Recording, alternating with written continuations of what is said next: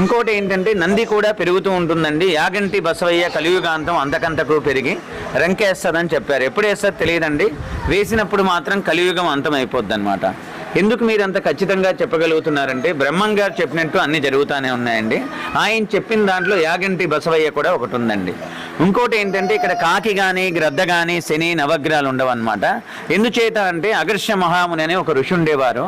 ఆ ఋషి తపస్సు చేసేటప్పుడు ఒక రాక్షసుడు కాకి రూపంలో వచ్చి మాంసాముద్దలు తీసుకొచ్చి వాళ్ళ హోమంలో వేశారండి. వేసినప్పుడు వాళ్ళ హోమం భంగం అయిపోయిందనమాట. అప్పుడు ఆ ఋషి కోపంతో శాపం ఇచ్చారు. సూర్యచంద్రాలు ఉన్నంత వరకు కాకి గ్రద్ద రాకూడదని శాపం ఇచ్చారండి. అప్పటి నుంచి ఇప్పటి వరకు కూడా రావన్నమాట. పొరపాటున ఒకవేళ వచ్చినా బయటికి వెళ్ళిపోతానే చనిపోతాయండి. ఇంకోటి ఏంటంటే ఎక్కడైనా చూడండి గోపురానికి పైన 5 కలశాలు ఉంటాయండి, ఇక్కడ 7 ఉంటాయి అన్నమాట. అంటే వైష్ణవ ఆలయం ప్రకారం గుడి కట్టారండి. ఇక్కడ కొండల్లో నుంచి కూడా నీళ్ళు వస్తుంటాయి, ఎక్కడి నుంచి వస్తాయి తెలియదు. 20